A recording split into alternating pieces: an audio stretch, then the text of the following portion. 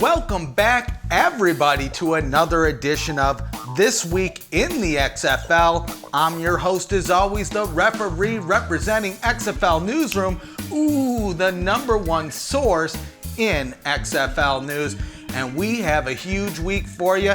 I know we say it a lot. We said it last week, and we probably said it a couple episodes before, but this time we got a lot of things to talk about. But before we get started, if you didn't know, we have a giveaway going on. You can win 2 tickets to any XFL game this season. We won't get you the flights to the game, but we'll get you the seats so you can enjoy it. All you got to do is like, comment, subscribe, and click the link down in the description for the Discord. Get up to at least a rookie status, only about 50 or 60 posts there. But the good news is you'll be hanging out with a bunch of other like-minded XFL fans just like you and me. Well, we're going to announce those winners February 7th on our live stream. Just to remind you on that as well, we're going to do another live stream with J-Dash of the XFL Unhinged podcast, Tron Hawkins of This Is the XFL podcast, and the XFL delivery guy is going to be coming through, and we're going to be doing a season preview, so make sure you tune in there. And like I said, we're going to be announcing the winners to this giveaway during that episode. So hey, sign you up. Hopefully you win, and good luck. So moving on to the news. So we're going to kick it off here with a little bit of a coaching change. So the St. Louis Battlehawks have hired Chuck Long as their new offensive coordinator. So a few weeks back, we reported that Doug Meacham was possibly leaving for a role with TSU, which ended up happening, which left the Battlehawks in a bit of a pickle. So now they've hired a replacement, and really it's just in time for these training camps. So Chuck Long is coming into the team to take that position. He's played for both the Detroit Lions and the Rams, and he was inducted into the College Hall of Fame in 1999. After his professional career, he coached at Iowa and Oklahoma before serving as head coach for San Diego State. So overall, I think this is good news for the Battlehawks. Better news than not having a coordinator, to say the least. But here we are. We have a new guy filling that role, and I think this is the perfect guy. Now again, we'll see as time tells. The Battlehawks are a fan favorite, so we want to hear from you. Let us know down in the comments below, or like we said, click that link, get over to that Discord, and come and hang out with us and build that XFL community. So moving on, now this is some huge news. I know ever since the league was announced, people have been asking for, is there going to be a video game? Now again, this is just a rumor, so we're going to take us outside of the newsroom here. We're going to the rumor zone, but it seems that the XFL may be aggressively working on a deal to create a video game. Now that being said, if these allegations are true, don't expect it to happen for a while. It looks like they're targeting that 2021-2022 time frame. And in all reality, it's going to come out near that fall, so the end of the XFL season. So there's a couple benefits for that. One, there's not as much competition when it comes to the video game market and things of that nature. And a couple other things that I think they're trying to work on is one, and again, I don't think it's going to happen, but one, making sure the league doesn't fold. You don't want to create a deal, have the league fold, and be out working hours at minimum, right? So this is all according to Sports Gamers Online. There really is no details on who the publisher is going to be, but if we look at who the WWE has a working relationship with, well, that's 2K, and that's the one that I think a lot of folks have been hoping for, right? The return of 2K to making football games. So if this comes out to be true, well, fans may be getting their wishes. Now, I'm hoping so. Again, I love video games, I love football, I love sports in general, but if I could get another 2K football game, especially with the XFL, sign me up there. Again, this hasn't been confirmed. These are just rumors at this point, but we'll keep you posted as we learn more on this situation. Another thing that fans have been asking for is fantasy football. And a few weeks back, Oliver Luck confirmed that the league will indeed have fantasy football, season-long and daily contests. Well, we have at least our first confirmed vendor, and that's with DraftKings. Now, a few months ago, we talked about the possibility of DraftKings working with the XFL. There was a few reasons why. One, they responded to a user on Twitter, and the other piece is that Vince McMahon owns an unnamed stake in the company. Well, now they've confirmed it via Twitter. A fan asked them, said, hey, is DraftKings going to have that XFL? And they said, yes, we can confirm that we will have XFL contests this season and that these contests will begin February 8th. And if you've been living under a rock and you don't know, that is the day that the XFL kicks off. So if you've been wondering, are we going to have fantasy for that day one? Well, we can at least confirm that DraftKings is going to be running contests.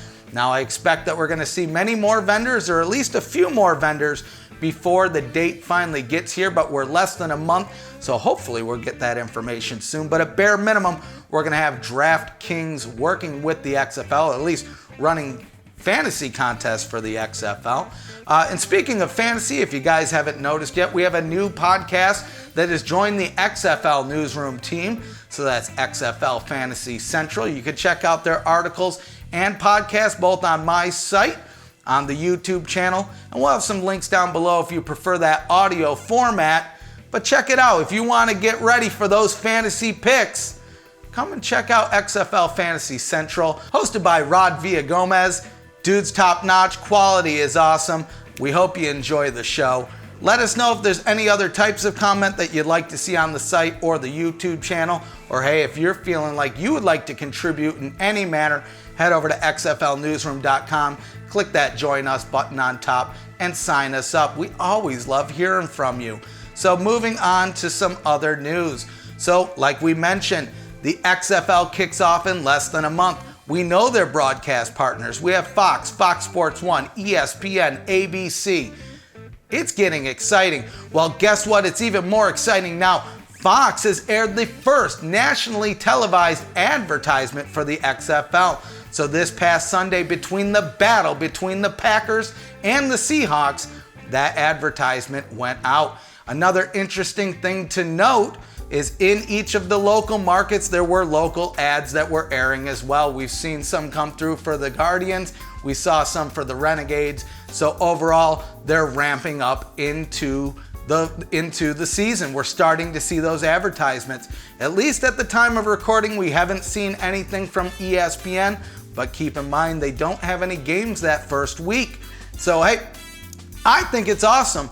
You know, some have even speculated we might even see a Super Bowl ad out of this Fox deal. And I don't know if it's going to be a full-fledged ad or a mention during the game. I suspect we'll see something because, like we just mentioned, Fox is one of the XFL's broadcast partners, and Fox is also broadcasting the Super Bowl this year. Overall, this is great. Really, it just shows that the XFL is doing the right things the right way, getting the right people and the right partners to make the right decisions, right?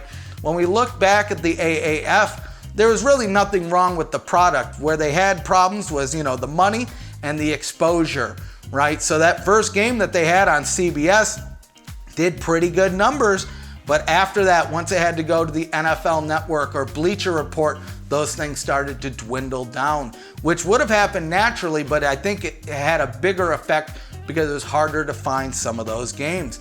With the XFL, we're not going to have that problem. Quite honestly, with the XFL, there's going to be people that still don't know that the XFL is around that are going to be coming across their shows just by flipping through the channels, right? Having these games on easy to find television stations, both on broadcast and cable, is a huge win. And this advertisement is just another way that it's paying dividends. So sticking with the Fox topic here, we also have some more news to announce. So a few months back, we spoke about the possibility of Panthers tight end Greg Olsen possibly doing some analyst work with the XFL and Fox. And now we're happy to report it seems like he's going to be serving as color analyst for at least 5 games during those Fox broadcasts. Interestingly enough, he's also going to be serving the same role the week before the XFL kicks off during the Super Bowl. Going back to the right people, the right places, the right partners, right decisions, all of those things, this is just another one of those items, right? So you're going to have people flipping through the channel and they're going to say, whoa, is that Greg Olsen? Why is football on? This is the XFL. It's a household name that people will recognize as they're looking through the channels. And the people that do know what the XFL is, I think this just adds legitimacy to the league, right? So we're seeing all sorts of names wanting to get involved with the league. This one's a huge one if you ask me. Greg Olsen, I think he's trying to follow the path of Tony Romo, who transitioned from the Cowboys quarterback into a broadcast role with CBS. So far, he's getting high praises, and I think he's opened up the doorway for a lot of these guys to do similar things. Now, this isn't something new that hasn't happened in the past, but I think Greg Olsen's going to fit right in, and I think this is the kind of exposure that he needs as well to kind of build up that resume to make this a full-time position when he decides to retire. Because keep in mind, he still is an active participant and an active player of the Carolina Panthers. So overall, I think this is great news. I'm excited. I'm loving our broadcast teams, both from ESPN, ABC, Fox. All of them are pretty dang solid. I'm excited to see that Pat McAfee running up and down the field, but I'm super excited to hear the professionalism from Greg Olsen as well. So speaking of names wanting to get into the league, so earlier this week we saw the PFT commenter try out for the DC Defenders. And in all reality, we know it's kind of a joke. We know it's kind of a shtick. But this one, we're not too sure. So former wide receiver for the Cincinnati Bengals and the New England Patriots, Chad Ochocinco Johnson, announced via Twitter that he's going to be trying out for the XFL this Monday as a kicker. Now, at first, that might seem a little strange, but there's a couple things to keep in mind here. One, he did play at least one soccer game. He knows how to use his feet. And he recently went viral for kicking a 60-yard field goal. And I'll tell you this, it looked pretty convincing as he was doing it. Now, again, I don't know if this is going to be a publicity stunt or if he's for real, but at least according to him on Twitter, he said, look, if I can get into the XFL, show up, be respectful, do a decent job, he's looking to get back into the NFL, at least get signed to a 53-man roster as a kicker, and this would be the way to do it. So again, Monday, he's going to be here in Houston. He's trying out. No specified team yet. And again, we don't know if this is a publicity stunt, but either way, this is great news for the XFL. This is a name, a household name that people will recognize talking about the new league. So again, the people that tune into this show, you know everything about the XFL. I know everything about the XFL, but the common football fan, I think there's a lot of people that still don't know that the XFL is coming back, or they don't know what to expect from the league. And when you have people like Ochocinco, you can love him or hate him, but when you have people like that talking about the new XFL, it's going to raise a few eyebrows. Now again, if he is consistent, maybe we will see him on a team this year. Granted, the kicker roles are a little bit more minimized than you see in the NFL, but maybe this is a good way for him to get back into it. And if he is being honest about trying to get back in the NFL as a kicker, well, you know what? This is probably his best avenue. Either way, I think it's a great thing. If he doesn't show up to the league, he's talking about the league. If he does end up in the league, it's another household name that people will recognize, put butts in seats, and that is never a bad thing. So again, I think we've talked about the topic of legitimacy a lot during this episode, but this is another one that is going to add legitimacy to the XFL, or at least the St. Louis Battlehawks. So earlier this week, they've announced a partnership with Anheuser Busch to make Bud Select the official beer sponsor of the St. Louis Battlehawks. And quite honestly, this is huge news. This is something that the Alliance absolutely didn't have. If you can get a sponsor, let alone a name brand sponsor, you're doing things right. So beyond being the official beer sponsor, they're also going to be hosting pre-game tailgates. We've seen a lot of these happy hours in St. Louis for fan engagement events. Well, they're going to be picking that up as well. So Bud Select, this is awesome. It's great to see, again, the league working with these big name partners. We spoke about the broadcast partners, but these sponsorships are going to be a big deal league-wide. Now again, this is just the first sponsorship we've seen so far. I would expect we may see some others for some of these other teams. We'll keep you in the loop as we get the scoop. You know how the deal is, folks. XFL Newsroom, the #1 source for XFL news. We're always having a good time. But overall, this is awesome. They made the announcement official at the Anheuser Busch Beer Garden in St. Louis.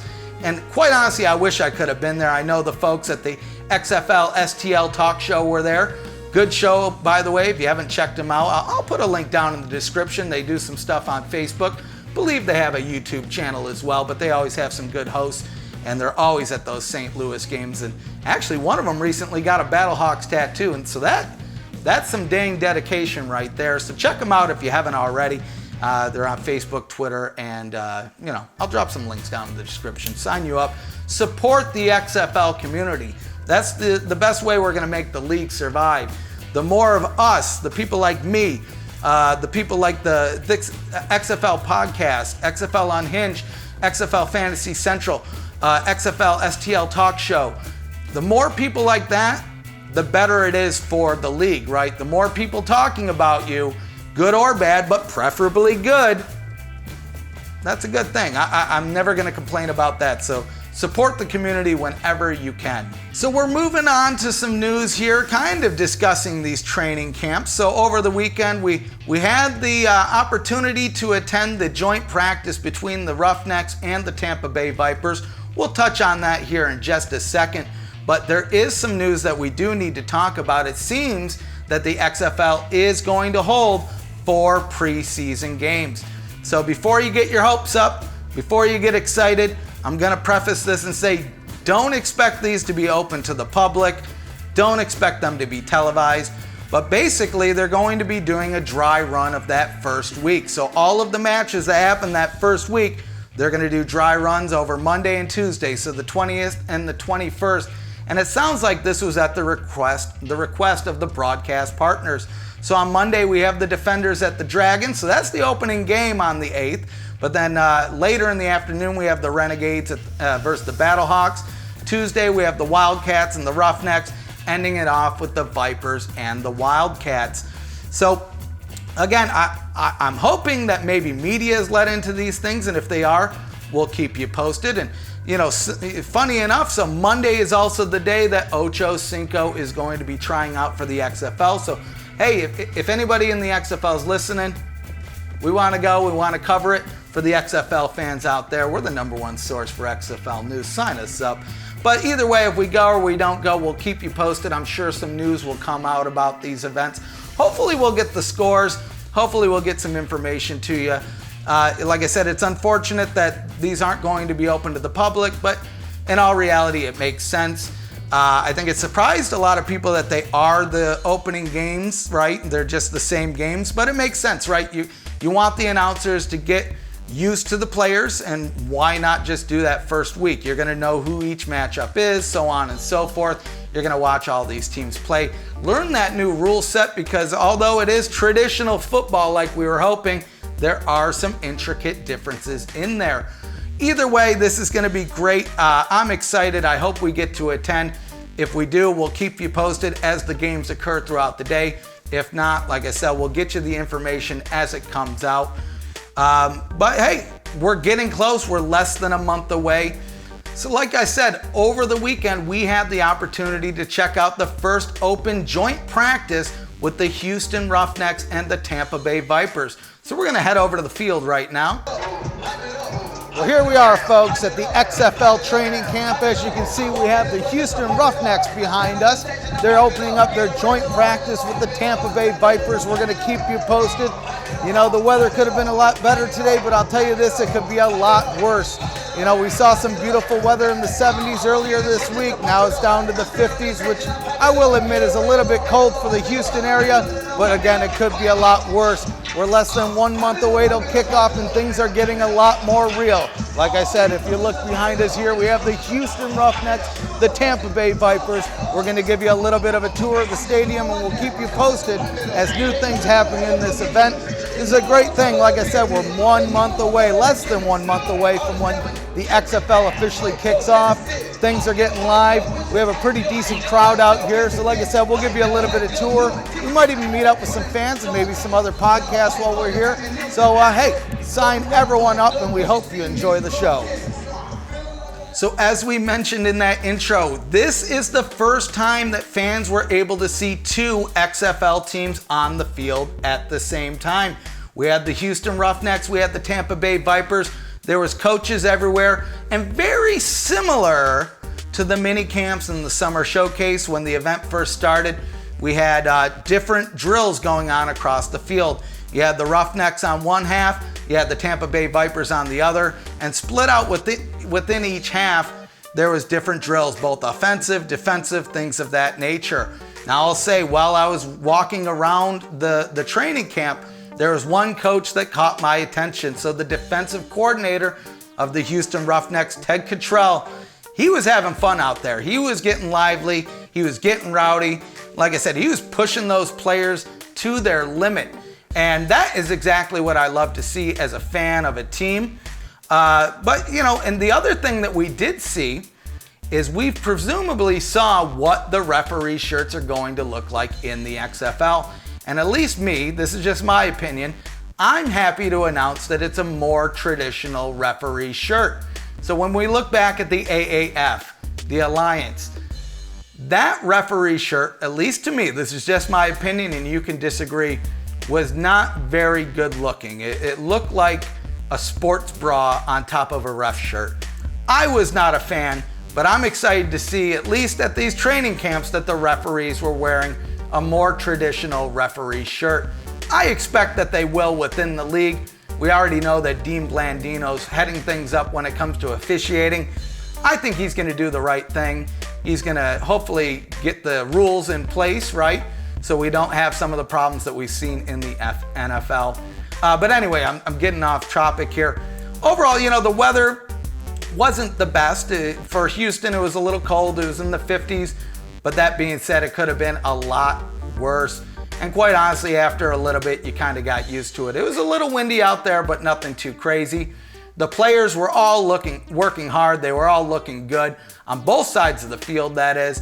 You know, once the scrimmage first kicked off, there was a little bit of a tussle, right? There was a little disagreement between the two teams. Sounds like Coach Trestman wasn't too happy about that. But after that initial problem between the players, between the tussle, it was pretty smooth running after that.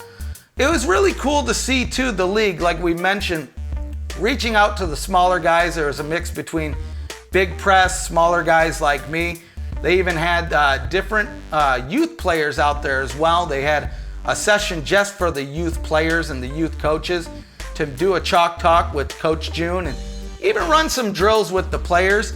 Unfortunately, we weren't able to stick around for that. Funny enough, I left my keys back at my house and I had to catch my wife before she went out of town. So unfortunately, we don't have any footage there.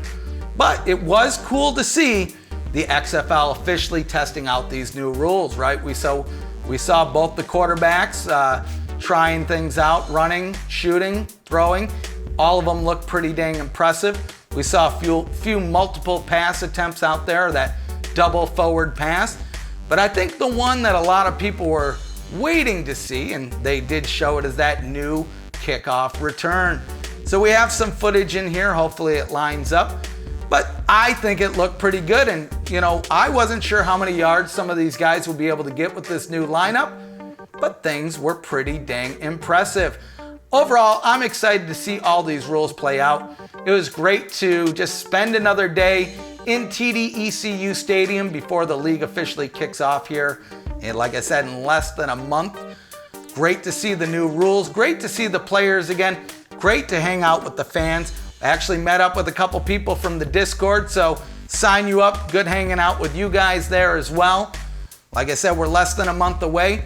Now this one is just for Roughnecks fans. So at the event, we met a few folks that are organizing tailgate parties throughout the season. So we're going to have a link down in the description to the Facebook group. They're organizing everything now. But that's where, the referee and XFL newsroom is going to be hanging out, is that Roughnecks tailgate party. We're organizing grills, beer, food, drinks, all that good stuff. And we're going to be heading up to Dallas to watch the Roughnecks rough them up. Sign us up. We're going to be having a good time. So, like I said, that's really about it for this week. It wasn't the hugest news week, but it was a huge news week. We got some details on the preseason. We got some details on the training camp. And can I say it? Ochocinco. Chad Johnson may be playing in the XFL. We talked about some other stuff, but you get the point.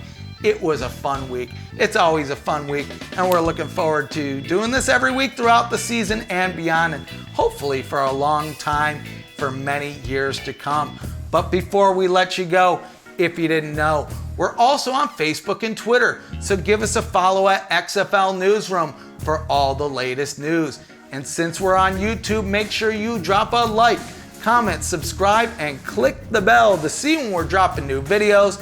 Some are going to be live and some are going to be pre-recorded, just like this one. So until next time, sign you up.